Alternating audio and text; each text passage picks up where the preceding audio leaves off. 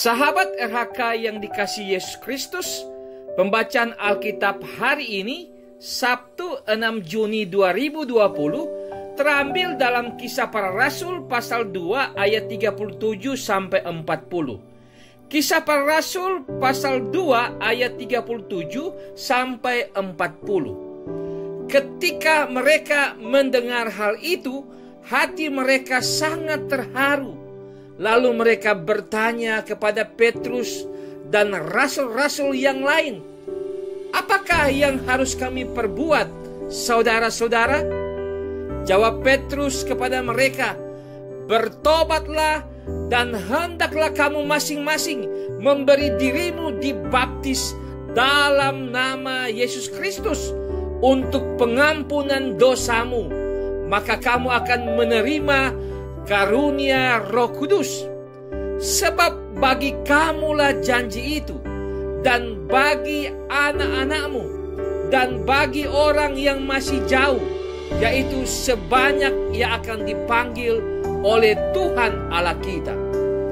Dan dengan banyak perkataan lain lagi, ia memberi suatu kesaksian yang sungguh-sungguh, dan ia mengecam dan menasihati mereka, katanya, "Berilah dirimu diselamatkan dari angkatan yang jahat ini." Judul RHK kali ini, yang bertobat menerima anugerah keselamatan.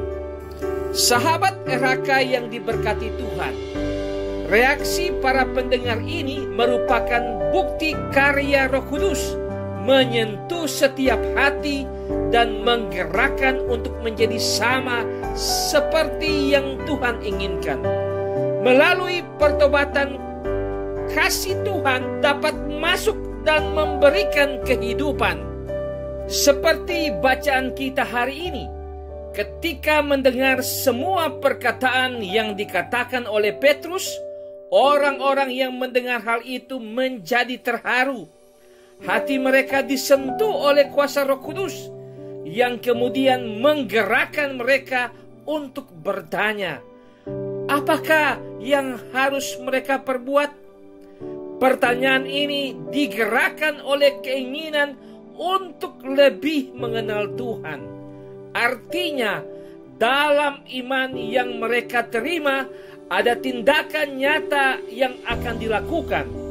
Oleh karena itu, Petrus pun berkata, "Bertobatlah dan hendaklah kamu masing-masing memberi dirimu dibaptis dalam nama Yesus Kristus untuk pengampunan dosamu. Maka kamu akan menerima karunia Roh Kudus." Pertobatan membawa seseorang untuk menyadari dosa-dosanya, sehingga pintu karunia Allah dicurahkan kepada siapapun yang mau menerimanya. Sebagai keluarga Kristen, kita memiliki hati yang selalu bersih dan hidup dalam pertobatan. Ketika kita membuka ruang hati kita, menjadikannya selalu bersih, maka kita tidak dikuasai oleh dosa-dosa. Kita selalu terbuka pada pertobatan, maka kasih karunia Tuhan juga akan selalu dinyatakan untuk kita. Kita pun selalu belajar untuk menerima kasih karunia Tuhan yang membarui iman kita, supaya iman kita dapat berbuah dengan tindakan-tindakan yang berkenan di hadapan Tuhan Yesus.